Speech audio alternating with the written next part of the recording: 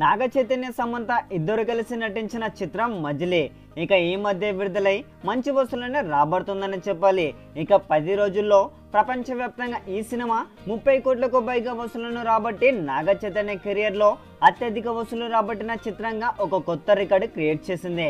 ఇక తొలి వారం ముగిసేసరికి 21 కోట్లు రాబట్టిన ఈ మజిలీ సినిమా ఇక రెండో వారంలో కూడా అదరగొడుతుందని చెప్పాలి।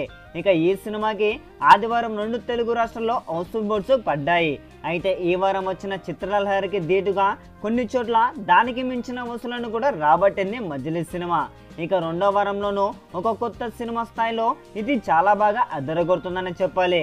ఇక దాదాపు రిలీజ్ అయిన అన్ని థియేటర్లోనూ ఈ చిత్రం ఇప్పటికీ కంటిన్యూ అవుతుంది। ఇక సెకండ్ వీకెండ్ అయ్యేసరికి మజిలీ 40 కోట్ల షేర్ క్లబ్లోకి అడుగుపెట్టే అవకాశాలు మెరుగ్గా కనిపిస్తున్నాయని చెప్పాలి। ఇక సెకండ్ వీకెండ్ పూర్తయ్యేసరికి అమెరికాలో మజిలీ చిత్రం మంచి గ్రాస్ కలెక్షన్స్ ని వసూలు చేయవచ్చని ట్రేడ్ పండితులు అంటున్నారు। ఇక 10 రోజుల్లో ఏరియా వైర్గా కలెక్షన్ చూస్తే ఈ విధంగా ఉన్నాయి।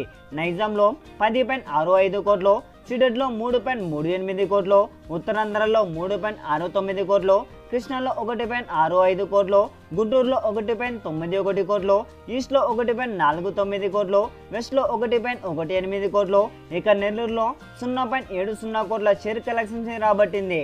ఇక ఏపీ తెలంగాణలో టోటల్గా చూసినట్లయితే 24.65 కోట్ల షేర్ కలెక్షన్స్ ని వసూలు చేసింది। అలాగే రెస్ట్ ఆఫ్ ఇండియాలో 2.43 కోట్లు, ఓవర్సీస్లో 3.07 కోట్లను రాబట్టి ఇక టోటల్ వరల్డ్ వైడ్ గా 30.15 కోట్ల షేర్ కలెక్షన్స్ ని వసూలు చేసి దూసుకోపోతుంది। ఇక ఇదిలా ఉంటే ఈ రోజు కలెక్షన్ విషయానికి వస్తే ఒకవైపు చిత్రలహరి సినిమా ఉన్న మంచి కలెక్షన్స్ రాబడుతుంది। ఇక ఈ రోజు మన 2 తెలుగు రాష్ట్రాల్లో 1 కోటి నుంచి 1.09 కోట్ల షేర్ కలెక్షన్స్ రాబట్టే అవకాశాలు ఉన్నాయని సినీ ప్రముఖులు అంటున్నారు।